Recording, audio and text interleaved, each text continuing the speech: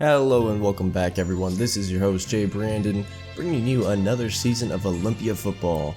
Let's just take in the Utah scenery as I am back after a vacation over the summer, and look how gorgeous it is. We had a fun spring practice, got to catch some of that, but I am back officially now, taking in the sights of this wonderful state and this wonderful city, close to Harriman, my hometown, as we're going to jump straight into the practice today and cover a few things. So I have myself a list of questions here, not too many, just a few, but we're going to go ahead and hit those. And the very first question I got was on the new revamped production of this this show featuring Olympia, and really what the revamped production would mean for what teams are in and what teams are out. So I'm going to break character a little bit here.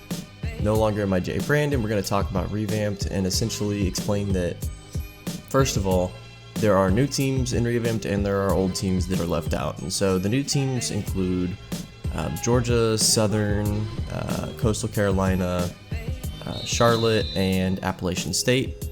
And they replace, I don't remember who all they replace exactly, but Appalachian State replaces Idaho, which unfortunately I am Idaho in this dynasty. I've taken over Idaho.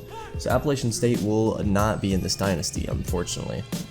Coastal Carolina replaces New Mexico State, which means Coastal Carolina actually will be in our schedule, and I have gotten that fixed to where Coastal Carolina is now Coastal Carolina and not New Mexico State, just with Coastal Carolina's uniforms.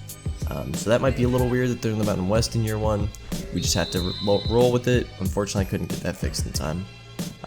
First week we actually take on, we're going to talk about Charlotte, but it's still Connecticut. So I haven't gotten it fixed as of this moment, but I will get it fixed. Basically, it's going to be UConn with Charlotte's colors and uniforms. So that'll get fixed. Fortunately, they both have a C. It looks fairly similar. And then finally, we have Georgia Southern taking over UMass's spot. Pretty irrelevant since I don't see either of them. UMass will be moving out of the MAC-10 since they are now, or MAC since they are now Georgia Southern, and moving into the Sun Belt along with Coastal Carolina at the conclusion of the season. So with that out of the way, let's go ahead and jump to a question that Coach, so this is actually a question for our new offensive coordinator, and they were essentially asking, so we've got a senior quarterback and a redshirt sophomore that's got second in the Heisman voting. Who's going to start between them? And what about the three new freshman quarterbacks you recruited that all look really promising? Where does everybody stand? And so this is a little soundbite I got from that coach. Let's go ahead and roll that. All three freshmen showed tremendous skills in different areas, but will be sitting this season with the red shirt. We didn't think they had what it took to start year one, but they definitely could be showing and competing for a starting position in the near future. Darius earned his spot last year in training camp, but expect Tyler and his experience to earn him some snaps throughout the season. Alright, and you heard it from the horse's mouth. So it looks like it will be Darius McIntyre starting, at least from game one. And you can expect to see Tyler get I would say more significant amount of snaps than he did previously. The last few seasons the last season, he really dropped off in production because he didn't see the field much. And I think that's going to change. And as to the three freshman quarterbacks, that's going to be Christian Armstrong, Roalatu, and Wesley Dunmore. It looks like they will all be getting a red shirt, but you could expect to potentially see them drop that red shirt midway through the season. Who knows with what could happen, just because of the different skill sets they all bring. So now that segment's over, we're going to go ahead and roll into our first actual high school week of action. And that's going to be Bingham versus Lone Peak. Now I expected Bingham to come into this one and win it decently handily. Lone Peak not expected to be anything good this season. Bingham not expected to be great, but at least has one senior that they can really stand out. Name Matt Fitzpatrick. Watch him here as he takes the bomb for about 50 yards there. Matt Fitzpatrick, every time he touched the ball, dynamite, touchdown. You're going to see at the end of the game, he actually would only get 3 receptions for 80 yards, but 3 touchdowns. Bingham really just messing it up by not giving to him, as you're going to see the Lone Peak quarterback run it in here on a read option. Bingham trying to get back in the game, throws a pick six in the flats. That might just do it. Bingham really needed to make one thing happen here, and that's score. as they're going to find Matt Fitzpatrick on the out route, and he's going to score a touchdown to get him right back in the thick of it. Lone Peak now throws a pick of their own, and things will get interesting. And Bingham down 2 scores at this point, throwing a touchdown here to their big tight end, as they would now be down by about, I think, 8 points was it at that point. Matt Fitzpatrick would be stopped short, and that would be the end of the game, as Bingham would lose to Lone Peak 30-28, a 2-point loss. And you have to wonder, if they'd have thrown the ball to Matt Fitzpatrick more, they probably would have won. Just really a pathetic showing from Bingham. I didn't expect him to look that bad.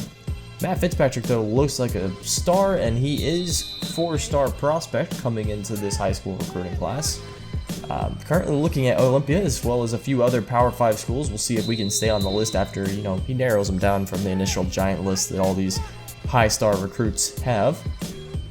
And really at this point now we're just looking ahead to week 1 against Charlotte/UConn, and Lily A. Tao, the linebacker that we look to recruit out of high school, who is now on their team.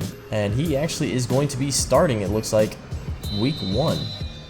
What does that look like? Well, I think we're going to see a lot of deep throws to tight end Zeke Roberts. He really kind of is a mismatch for their linebacking core. Lily A. Tao, decent coverage, but really they're only a good coverage linebacker, and the rest of their defense can't really match up to Zeke Roberts' speed. So expect to see a lot of streaks and seams to Zeke.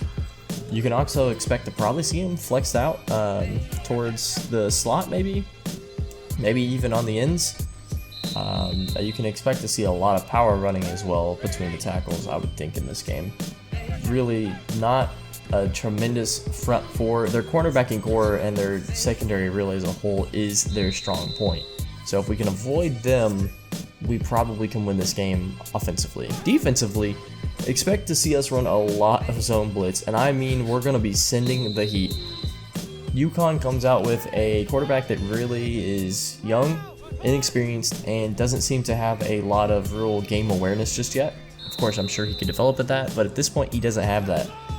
And he'll come into the game and he'll take a lot of pressure because we're going to be sending house over and over and over again. So we'll see how that goes as we look to go ahead and win game 1 of the season. Not exactly our toughest opponent on the schedule, as we take Chris Brad's Louisville on the week after. But, it would be nice to start off with a win and not really have any surprises. This would be definitely an upset. Not one that you really want if you're aspiring to make a New Year's Six bowl, which Olympia, of course, is. I mean, we're aspiring just to win a bowl game in the first place, but... So we're going to look ahead to that as we're going to go ahead and conclude this practice session. Thank you so much for joining us today as we kind of get to touch in with Coach there and really find out how we're going to game plan against UConn, as well as really just see Bingham and Lone Peak go at it. Thank you so much for watching. Join us for our week 1 game against UConn/Charlotte. We'll see you then, and hopefully we'll see you with a win. Bye-bye.